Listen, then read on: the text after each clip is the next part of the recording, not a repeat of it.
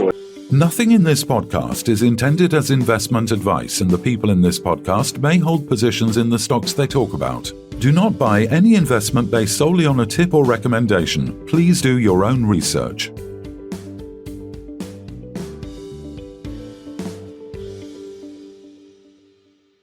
Hello and welcome to the Midweek Takeaway Bank Holiday Monday special. We're joined by a panelist of three experts in the graphite, rutile, mineral sand space.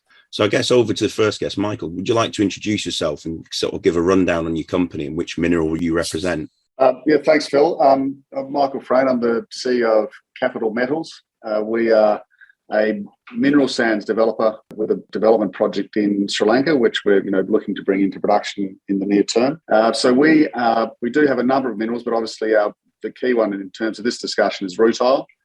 We have other minerals like ilmenite, zircon and garnet, which the ilmenite does cover that a bit in terms of the titanium dioxide space. But rutile is a high grade, very sought after specialty metal within the titanium dioxide space because of its the high purity, which gives a lot of applications existing, but also potentially new products as well. So there's established markets, but I think with the way the world's going at the moment, there's very interesting space in terms of ongoing rutile supply, and with the challenges facing coupled with growing demand. I'm Mike Ralston. I'm the CEO of Blencoe Resources. We've got a very large graphite project in Uganda that we are currently just about to release a pre-feasibility study for.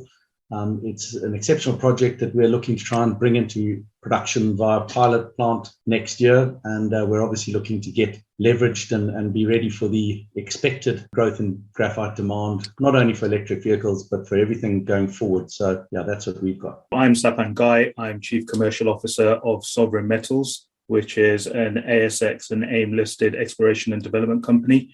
Our current focus is on the Kasia rutile project in Malawi in southeastern Africa. A few weeks ago, we announced that the Kasia project is now the world's largest rutile deposit ever found, and it also contains a coincidental graphite byproduct.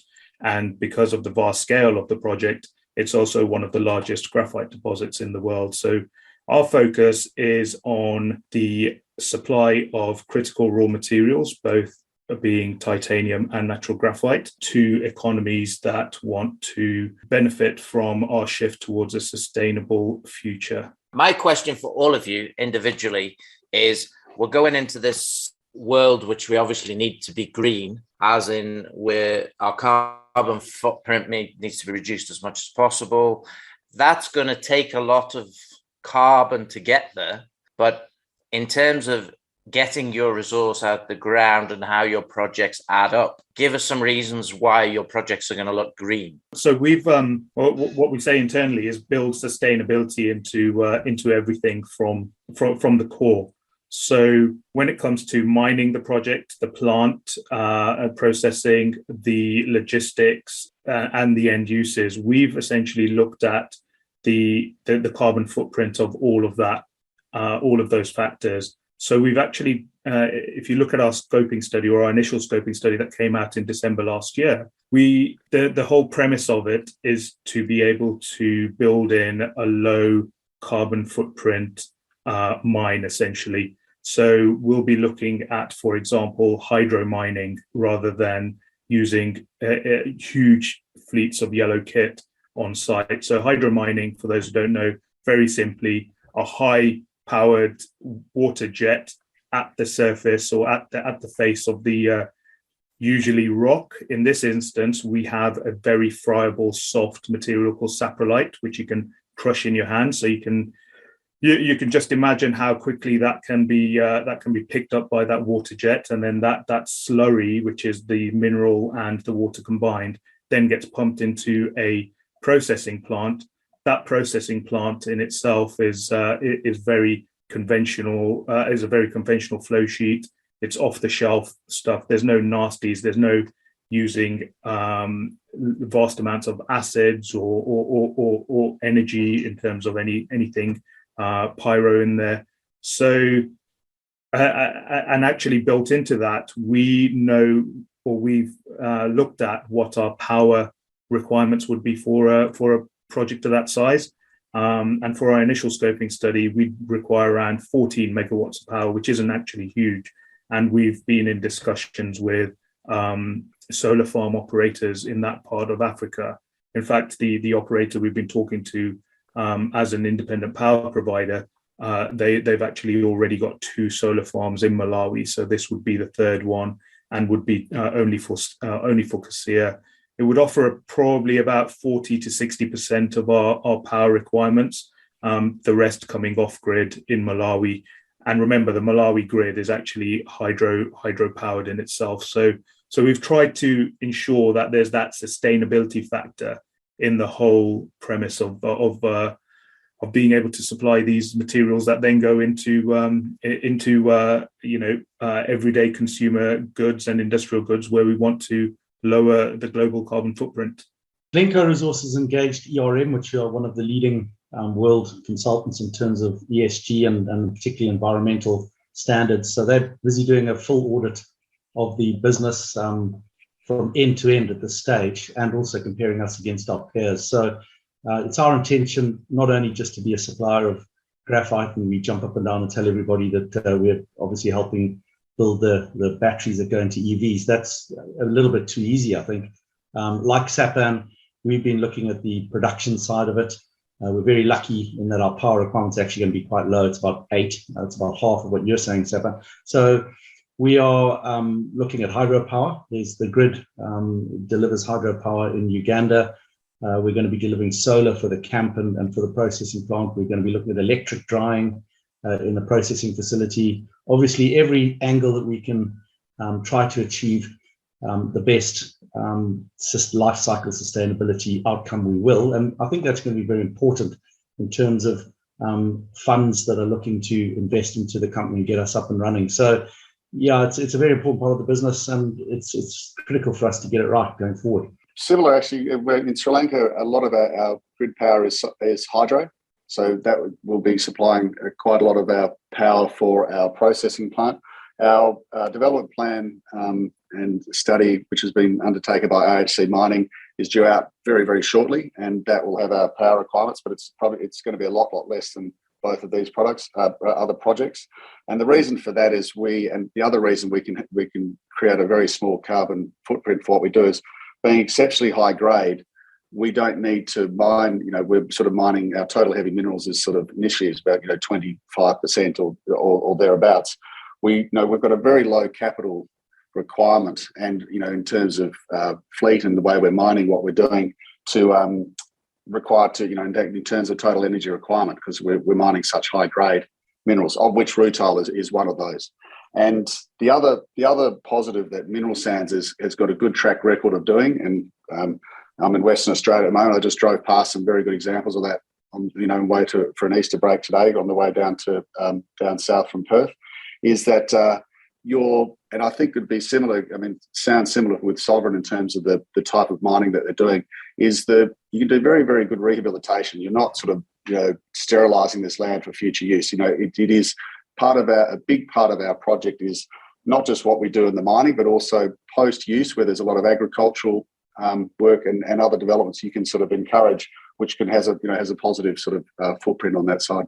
I mean, we've addressed, obviously, we talked about the kind of like the deficit in a lot of these materials. Obviously, Rutile, I think it went into deficit around 2017.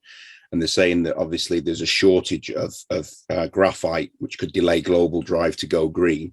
Graphite obviously being massively in demand, and I think demand is going to double by something like 2035. But what do you think is drive? Obviously, the demand there is, China in particular are driving up that demand. But when do you think there's going to be some value realized into graphite? We've seen lithium increase in price massively over the last kind of like 3 or 4 years, but graphite seems to be the one that has been almost forgotten. Yeah, it's a good point, Phil, and I guess it's one that I'm keen to understand the answer as much as you. Because if you look at lithium, it's gone from $7,000 to $75,000 in the last year. Nickel's gone crazy. Cobalt's gone crazy.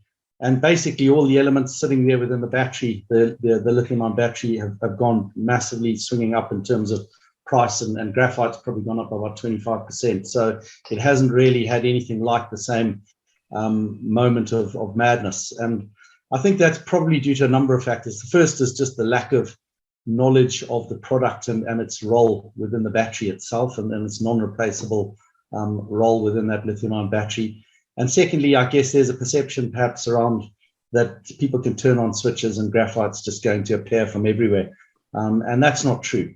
We're doing a lot of work with Battery Limits, who are one of the sort of leading analysts, and they're telling us that there's just no new products coming on or projects coming online at this stage. And, you really have to go stretch yourself back to Sire Resources a long way to find out the last decent sized producer that came online. So I guess the moment of truth comes when the market starts to realize that, 280, I think Benchmark Minerals Intelligence said there's 280 mega factories, in various stages of construction and planning, and they're all going to require product to go in there. And there's $500 billion worth of investment that's going to run into a brick wall if there's not enough graphite alongside all those other key materials. And it's going to happen at some stage.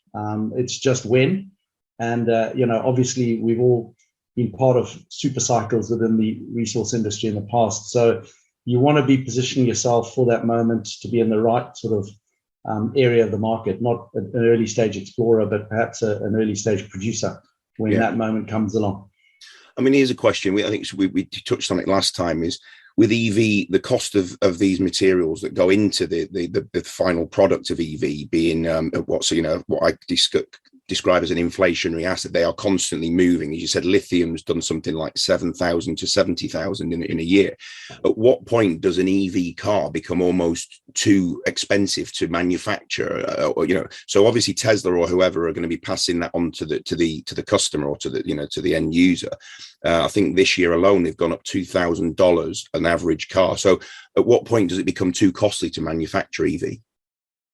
Well, my understanding is that the actual elements going into the battery, the raw materials, are about 20% of the total cost, and they were about 15%. It's pushed up to about 20%. So with all that craziness that's gone on over the last 12 months, it hasn't really had that much of an impact on the overall price of the battery. And I think that there's still room to maneuver. And obviously there's savings on the other side of that where they're getting more efficient. There's obviously economies of scale and things like that going on also, and new technology and things which bring the costs down. So look, there could well come a time in the future if these price increases continue to go where they've been going, where it all just gets a little bit out of hand. But at this stage, I think it's still well within what people do you think it's in economies of scale where at the moment, EV only accounts for probably not even a 1% of the global car sales, global car sales annual basis. Do you think that as people move in, and it's like TVs, they first come out the new technology, the early adopters end up paying a premium for that. But as as it's been on sale for a while and outputs increase, do you think it will bring the prices down in the scale thing? Yeah, I think so. I mean, there's, as I said, 280 mega factories. That's a huge amount of batteries that are effectively going to get produced. And as they get better at producing them, as the technology, the automation, machinery, everything makes the cost of producing them cheaper by unit, then obviously the price of the batteries on the flip side will get impacted by cost increases from the raw materials. But it's still got a long way to go. Yeah, look, I'll just add a bit to that. I was a few days ago, I was listening to a Goldman Sachs interview in Tokyo, and they were discussing Goldman Sachs's view of the EV world, and they said in terms of new car sales, about 6% of all new car sales next year will be electric vehicles. That's moving to 8% by 2024. By 2025, it's 15%. So really, by the time any of our projects are in full commission and full whack, you're talking 1 in every 4 to 5 cars is actually an electric vehicle. So it is an economies of scale thing. I think just to add on to that, there's also this whole supply risk and criticality of these materials that we see in this part of the world, and almost a dislocation. And we've seen it with the rare earths market, where there's a dislocation of looking for ex-China supply. And right now, China I mean, produces 80% of the world's graphite, and it actually produces 100% of natural graphite anodes that then go into these batteries right now. So if you're looking for maintaining a supply route and diminishing that supply risk for graphite from this side of the world, you of course are going to look at other areas. So you're already starting with only 20% of the world's graphite supply in order to get to your electrification goals in the first place. And then right now about 1 million tons per annum, I think, Mike, of graphite goes. It's about 1.25. Yeah, it's moving up quite quickly. And only 25% of that, or 24% of that, actually ends up in batteries right now. So you can see that side of the market really moving quite quickly, quite hot. Ukraine, Russia has been a complete case in point in terms of supply risk, and we saw the likes of Rolls-Royce and Boeing very quickly self-sanction any kind of in their case titanium that was coming out of Russia. And you could see a world where everyone wants to be able to know where they bought a Tesla or a Toyota, and they want to understand the battery inside. Where have all those mechanics been sourced? Where have all those components been sourced? Especially if you're buying that electric vehicle in the first place for environmental reasons, for social reasons, and then to ignore that side of the argument is a bit disingenuous, I think. Seppan, what was really interesting what you said though is that you've moved from 4% this last year to 6%, and then moving up to 15% by 2025. That's not too far away. Yeah. And if you carry on a hockey stick curve like that, you're going to get up to 30% and 50%, pretty fast. And that just requires more and more and more and more raw product to go in there. So, it's not necessarily about where we are today. We've all got projects that are going to be around for a long, long, long time. It's about trying to, back for the future. When then do the car companies or the mega factories, the mega battery factories, come after the miners to secure the supply? Whether it's they're doing it already. Tesla actually just buy the miner. Tesla have hooked up with Syra to get product from them. So they've obviously gone to the biggest supplier in the market, the biggest miner of graphite, and Tesla being the biggest producer of cars. So you're starting to see it already, as it's happening in nickel, as it's happening in other lithium, etc. It's starting to happen already in graphite. And the difference, I think, is that there's a very thin, you drop below Syra and there's hardly anybody of any substance in terms of producers. Whereas, in the lithium space or the nickel space, there are some more significant producers. So I think that's happening, and I think it's going to continue to grow in terms of those relationships going forward. Yeah, I think you're right, Mike. Jim Farley last month, CEO of Ford, said, Henry Ford was right. We need to vertically integrate, and he said the initial EV strategy for Ford of buying components off the shelf and then putting them together was no longer viable, and he said we need to integrate. And his exact words were all the way back to the mines. So it's already happening. This obviously puts a greater valuation on all of you, basically, as time goes by, because these companies are either going to want to secure the resource so they can build what they need to build, and subsequently they're also going to either do that through offtake agreements, or more likely they're going to want to buy into the miner. No, I mean, obviously the past tradition is just to say we'll have an offtake agreement with the miner, but the mine is going to have to be purchased, basically.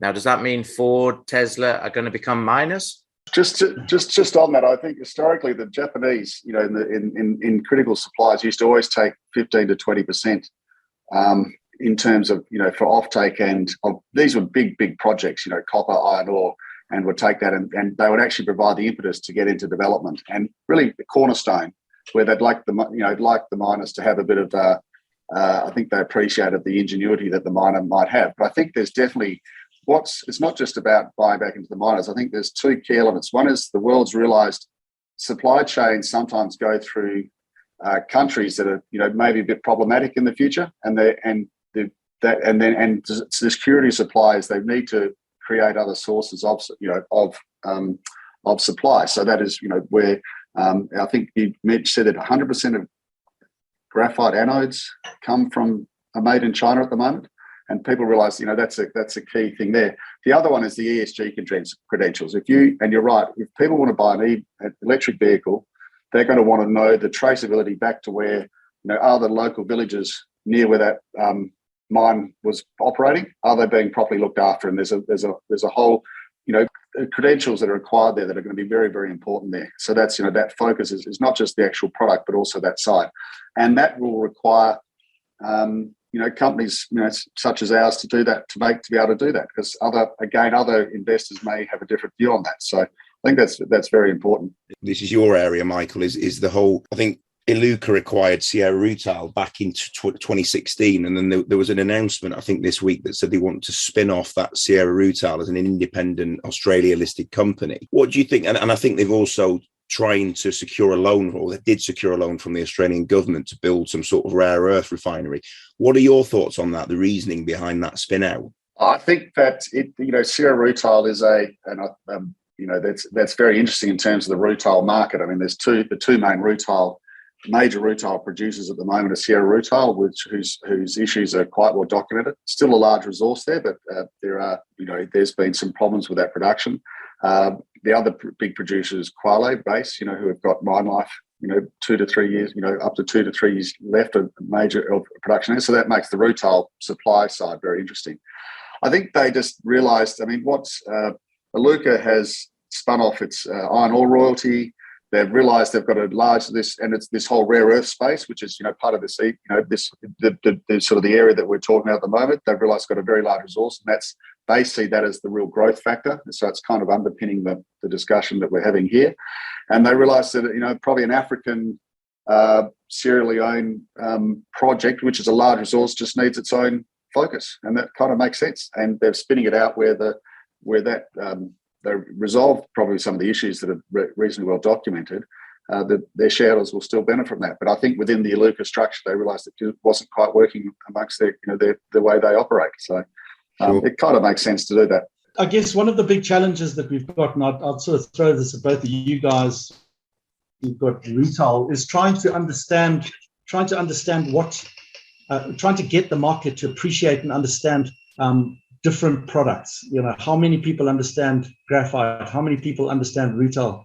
It's trying to understand and get a broader section of the market to appreciate the value of these things, which is probably more of the challenge for us all at this stage. And I'd be interested to get your thoughts on that.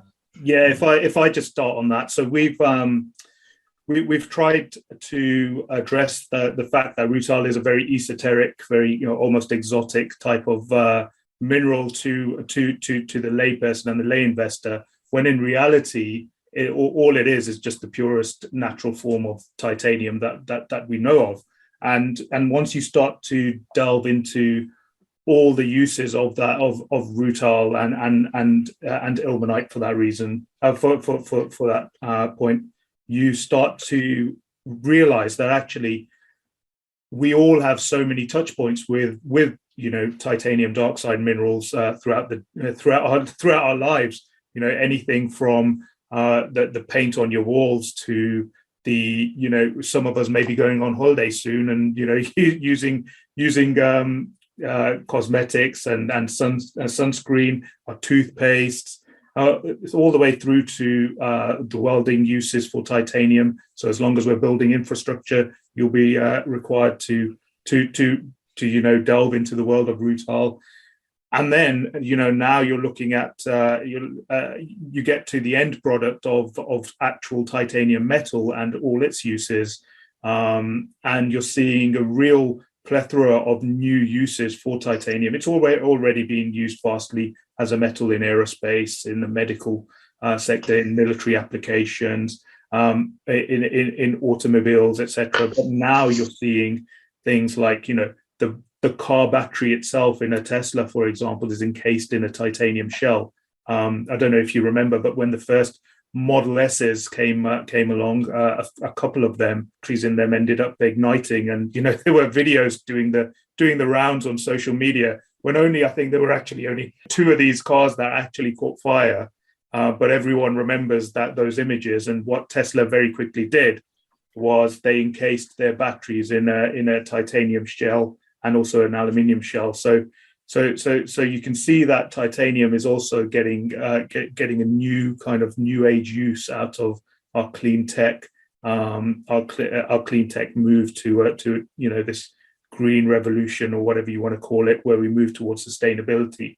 There's discussions around how titanium and the fact that it's how it reacts in its opacity and its brilliance can be used in photovoltaics cells, in solar as well. So there's a vast array of uses that are coming out for titanium. And yes, you're right. Rutile is, as I said, quite an esoteric commodity, and it's really getting people up the curve on actually.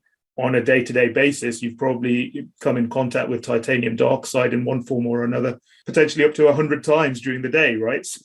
So it's really bringing it back to what a consumer or what industries actually are focused on, and then saying, yes, rutile is a key component, or titanium dioxide is a key component in all that manufacturing. But I guess my question, Sapin, is how do you get the broader market out there to understand it? Not what are the uses. I mean, there's obviously plenty of uses for graphite as well. I think over 150 different applications. It's just trying to get people who very, very easily understand copper, and they easily understand iron ore, and they understand coal and things like that, because they come into contact, and there's hundreds of mines worldwide doing this. There's not hundreds of mines doing rutile. So how do you get the market to appreciate what you've just said, that there's, literally uses everywhere in your life, and this is critical. Because it's important to both graphite, rutile, mineral sands are the same. They're very important, but the people out there just don't really understand the relative importance against some of these other projects. No, exactly. you need very good PR/IR, I think, Mike and Sapin. I don't know where you would get that from, but you would need. It's hard to find. It's very, very, very difficult. I don't know where on earth you would look, but I if you have any ideas, let us know. Yeah. One of the things that occurred to me, even though we were talking about when we were talking about rutile, okay, and I just want to understand this myself, is that you said it was in deficit from 2017. I think both Michael and Sapin have said that there's been a deficit for 5 years. So what's been happening? Are people going without rutile, or no rutile in my coffee, please, because we haven't got enough? Or what's been happening? Because I know there's a deficit, so we just make less stuff with rutile. Is there an opportunity to replace rutile with something else? So what happened? With the deficit, what's happened is it is a titanium dioxide metal. So there are substitutes. You can use ilmenite, and there's other different processes to get there. The thing about natural rutile is it's, as Sapin said, it's in purest form. It's 95% plus, 96, 97% titanium dioxide. So when you're the processing for whatever use you want to use it for, it is the most cost effective for you to use it. So what will happen is because it'll go into deficit, the price will increase because there's people geared up to buy it and they want to use it, but they will end up substituting for ilmenite or other lower quality products, which they'll have to spend more money, might have more impurities and so forth, but it'll be justified because of that cost. But they'll get their hands on all the rutile they can because it makes their life so much easier to be able to process that. But if they have to, the price goes up so high, they'll say, look, we've got to make up that titanium dioxide deficit using other minerals. But I guess the world's been able to meet the supply, and there's so far, but that's there just seems to be even greater sort of supply challenges on the near-term horizon, and we've seen that in the pricing. I mean, the price when we first looked at our project in 2016 and doing an initial resource, I think it was $700 a ton for rutile. I think it's well over 2,000 now. I mean, if you're lucky. So all that sort of number, it's so there are substitutes, but the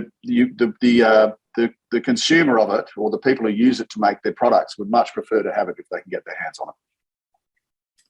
But what I've understood from other discussions with probably both you and Sapan is that ilmenite basically gets weathered and becomes rutile, yes, over many, many millennia or whatever the situation is, yeah? So ruminite gets weathered, becomes rutile, and the rutile effectively, if we're into this green world, is what we should be using, because it doesn't use any other chemicals, any other power, any other situation to make it, I suppose, less green, if there is such a thing. What do you think, Sapan? Yeah, look, so there's one part of the rutile application world, which is obviously in pigments, and in that world, there's different types of feedstock that go into different types of pigment production plants. So you have sulfate plants and you have chloride plants, and in the chloride plants, which are the types that you'd find mostly in Europe, for example, what you see is when they're looking at high grade feedstock, they'll look at rutile, and rutile actually only makes probably about 10 to 14% of that entire supply. Most of that supply actually comes from what's known as chloride slag and synthetic rutile. And to your question, Kevin, about if there's not enough rutile, what have people been doing? I mean, apart from obviously using ilmenite directly within those plants, there are businesses out there, specifically Rio Tinto in Richards Bay, for example, and Iluka Resources, who we mentioned earlier. They in Australia, they use ilmenite, and through quite energy and carbon intensive processes, they produce these synthetic rutile or titanium slag products, and then they feed into that high grade feedstock world for pigment producers. And what we're saying as Sovereign at least is, look, we found the largest rutile discovery ever made. Not only could we potentially be able to upsize the amount of rutile required now, but we could start to take away a little bit from these more energy intensive players in terms of titanium slag and synthetic rutile supply into that pigment market, for example. In fact, what we did, we had an independent consultancy look at if our product ended up in a can of paint versus synthetic rutile or titanium slag, what could be the potential carbon savings? And we think we were looking at anywhere kind of around a 30% carbon saving using natural rutile rather than these man-made substitutes. The man-made substitutes are coming in cheaper than the rutile at the minute, or not? They will be more so because of they're still lower grade, because it still takes a lot of energy to get 40 to 60% TiO2 from ilmenite and turn that into 85% synthetic rutile, whereas we're sitting with 95, 96% natural rutile in the ground. When is the point that, because the whole world is shifting from normal petrol vehicles to EVs, when is the point that we're going to have to paint so many cars that we won't have enough rutile? I think the reality is we don't have enough rutile as it stands, right? Even with our discovery, there's still just a huge. I mean, look, we're talking going from 700,000 tons or plus in 2017 down to about 250,000 tons by 2030. So that's 500,000 tons of rutile coming out of the supply chain. And even if all as mineral sands players, we were able to come online in time, we're still only making a dent in that. And it's the same, obviously, for graphite. The reality is we're going to be making so many of these batteries that is there going to be enough graphite? I mean, there is obviously going to be, there should be, based on economic theory, that there is a maximum price, but we're nowhere near that now, both for graphite and for rutile, because but it Kevin, becomes economical above a certain level, surely. If somebody had told you a year ago that lithium was going to jump from $7,000 a ton to $78,000 at its peak, that you probably would have called them mad. You would have said, oh, the battery is going to be too expensive, and a range of other reasons why it couldn't happen. We're seeing a structural shift in many ways in the world today, and obviously one of them is in this renewable space, and obviously in our little area it's to do with the batteries. We are going to see a huge change where, the 4% Sapman said for overall vehicles being electric, moving to 15, by 2035 it becomes 30% and so on. And basically these things are going to be structurally changed to the extent that obviously new entrants will happen, but we all know new mines take anything up to 10 years to bring a new mine into production. So they can't be turned on that quick. And I think that the parties or the companies that are in production or near to production are going to get massive leverage when that moment happens, and the world wakes up and realizes that graphite is going to be very short. And yeah, prices will react. They will go up for sure.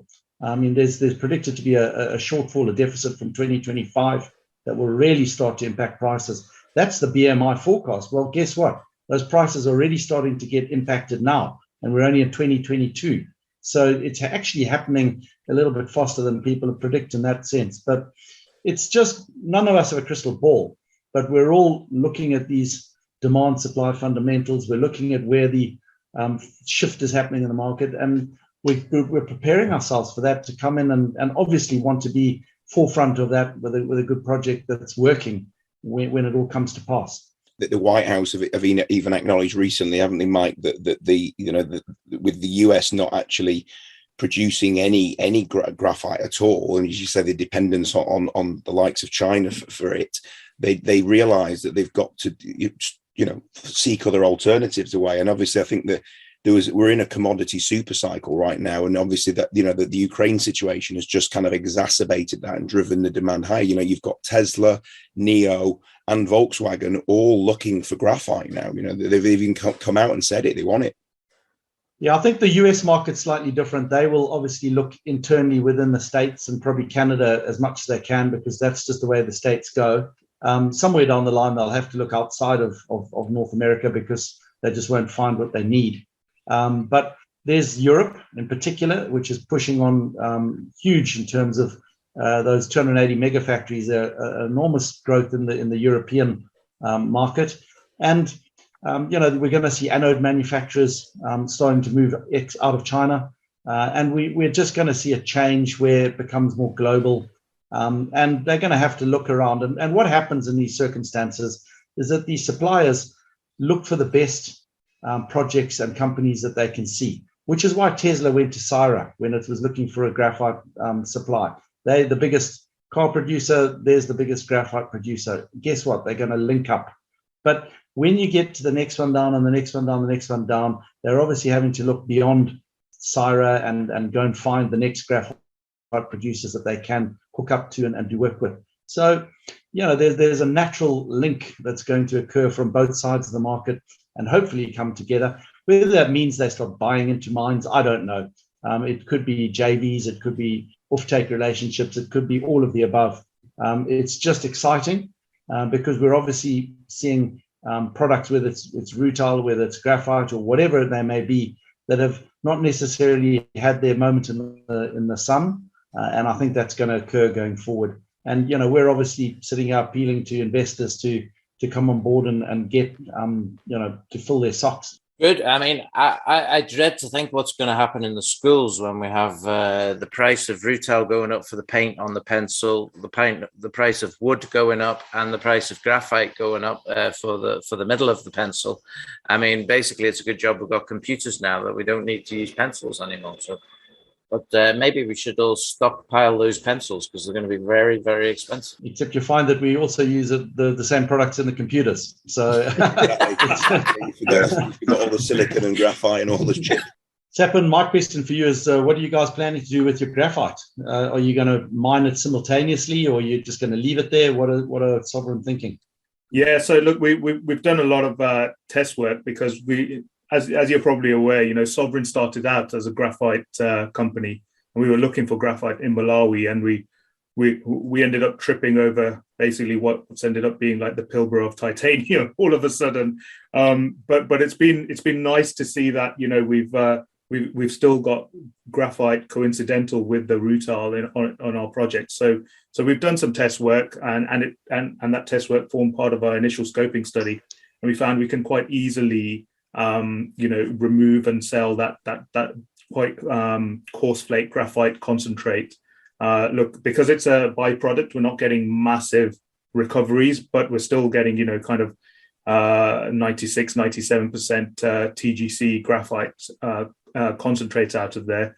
And again, it's all very conventional off-the-shelf type mechanics in terms of the processing of it. In fact, I think in the scoping study, for about 10% more capex, we were able to remove and process the graphite out of essentially what would have been the rutile tailings, and that added, up to 30% of revenue to the project. So it was a no-brainer really for us to look at the graphite.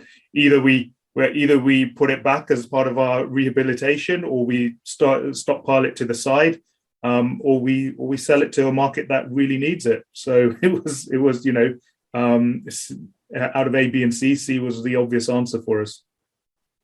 And what differs between Sapin's project of rutile and yours, Michael? Yeah, so it's quite simple. I mean, we are a more traditional mineral sands deposit where rutile is one of our components.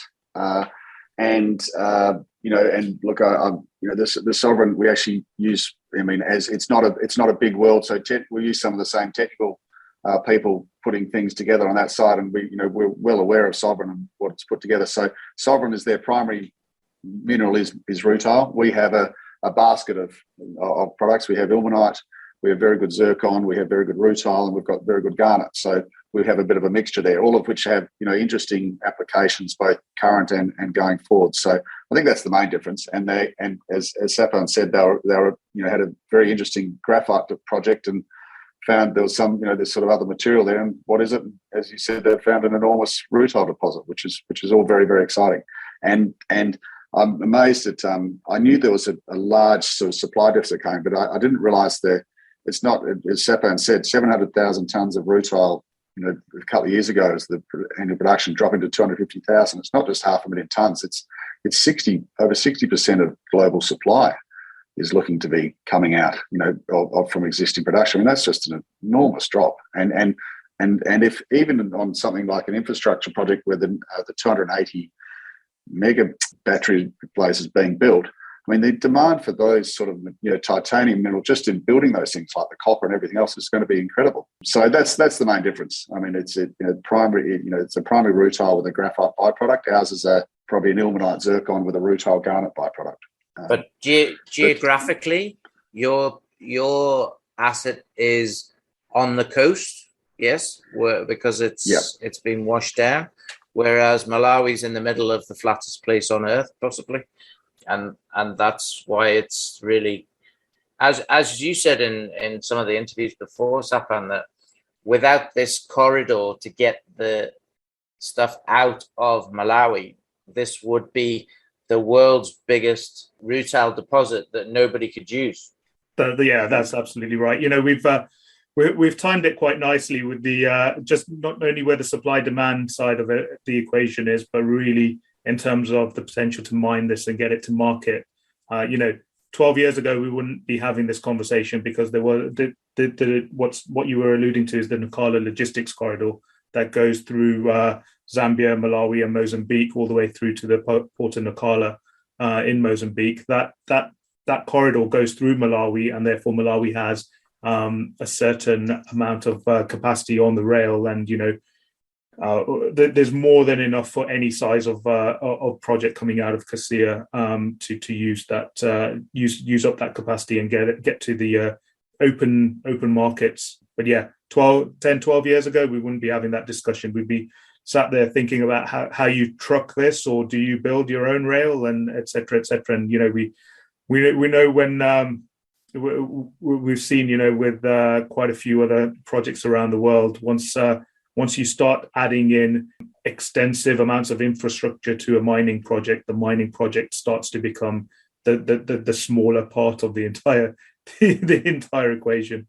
We'd just like to say, on Easter Monday, when you want something to eat and you're with your family and friends and all of those things, what would it be that would be on that sort of banquet table? What would be the finger food that would need to be there? Well, my advice is don't eat any graphite, because it wouldn't be that pleasant. But same goes. I don't know whether Rutile tastes any better. I've probably eaten worse, to be fair. We have a graphite Rutile sandwich with some garnets in the middle. Is that? Yeah, I don't know where you're going with that one, because everybody be eating hot cross buns and Easter eggs. But look, I think that the takeaway for me is that graphite's fairly unknown. It's definitely the unknown cousin to the lithium and cobalts and nickels, which are obviously getting a lot of shining light in terms of the lithium-ion batteries. We believe it's going to have its day in the sun. We believe there's a real shortage of high-quality projects out there. Have a look at Blenco Resources and our Orem Cross project, because we think it's one of the special ones, and we're obviously going to continue to develop it.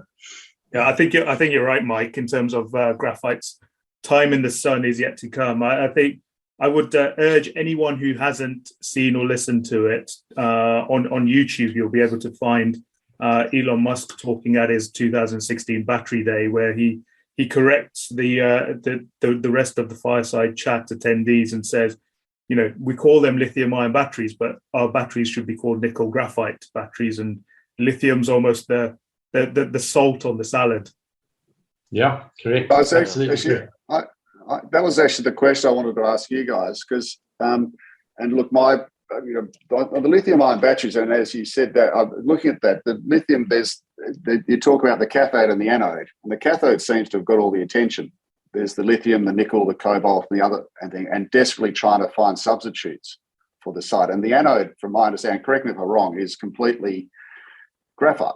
So what is with the day in the sun and the pricing? I mean, we saw the cobalt price go up, and they're looking at alternatives to using those sites. What are the potential challenges out there for graphite? For the anode? There's some silicon coming into that graphite. You're probably going to end up having 20 to 30% of the graphite replaced by silicon, because it's got a higher energy density. So it does play a role, but it's not going to replace the graphite, because it basically burns out too quickly. So there's definitely a place for graphite going forward whilst there's a lithium-ion battery. If the actual lithium-ion battery itself gets replaced by some other technology, then obviously graphite has to rethink about its role.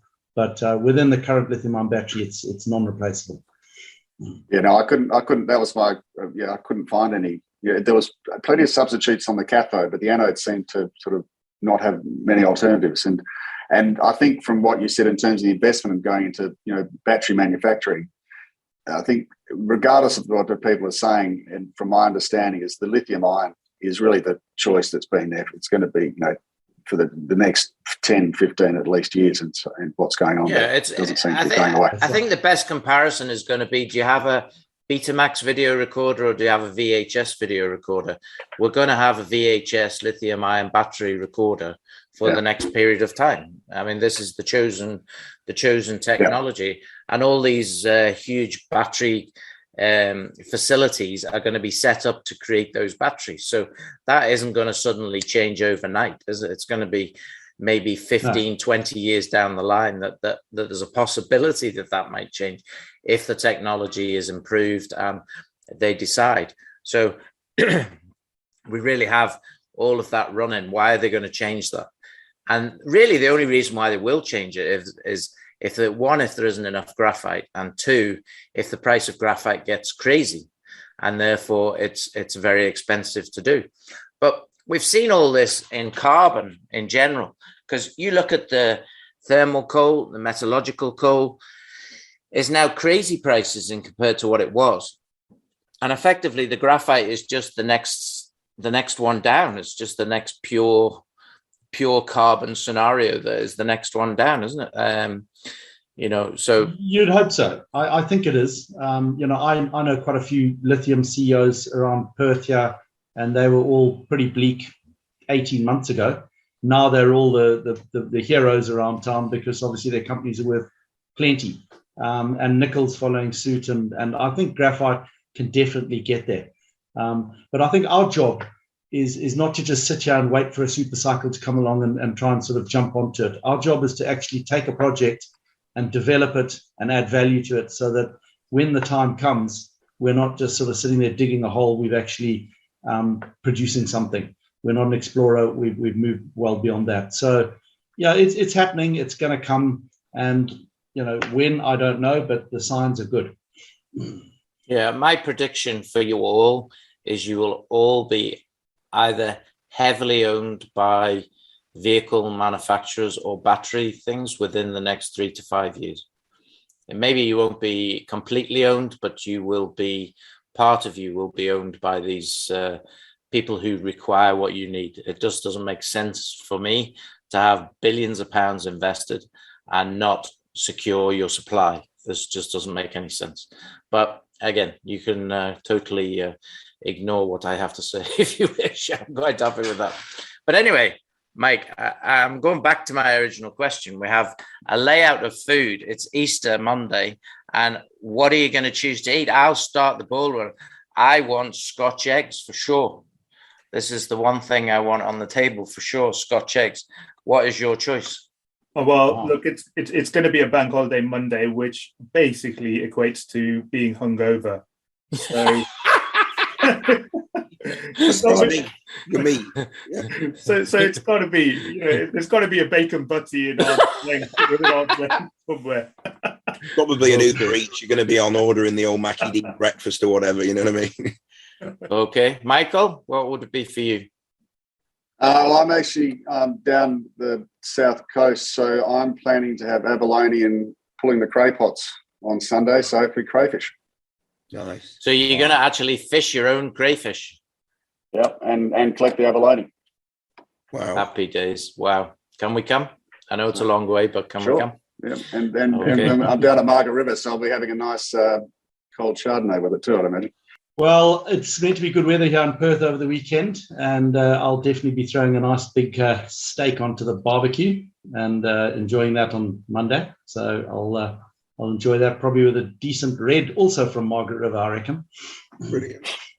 Very good. What about you, Phil? Or are you just going to have a Mackie D because you'll have probably. I'll be like, I'll probably end up with a bacon butty or go to my mate's takeaway and get the old mixed starter or mixed grill or something like that. That's the way to do it, really. Right.